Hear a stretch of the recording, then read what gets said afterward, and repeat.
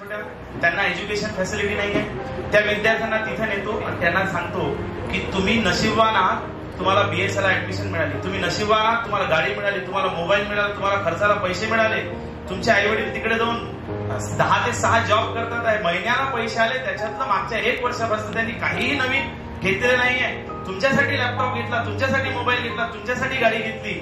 आणि जर तुम्हाला असं वाटत असेल की हा आमचा अधिकार आहे तर यांना भेटा, यांनी सकाळी जेवल्यानंतर यांना संध्याकाळी जेवायला मिळेल की नाही हे माहिती नाही.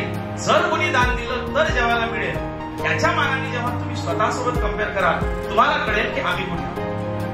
तर या विशेषांकांनी फक्त वृद्धाश्रम असू द्या, ते एखादं अनाथालय असू द्या, इथे प्रत्येक वेळेला विद्यार्थ्यांची व्हिजिट करून देणे आणि आधुनिक शिक्षणासोबत मूल्य शिक्षण हेही महत्वाचं असतं. कारण वृद्धाश्रमाला गेल्यानंतर ज्या वेळेला आम्ही त्यांच्या गोष्टी ऐकतो आणि ह्या विद्यार्थ्यांना ऐकायला लावतो की ह्या ऐका काय म्हणतात आहे, कुठेतरी डोक्यात प्रकाश पडेल.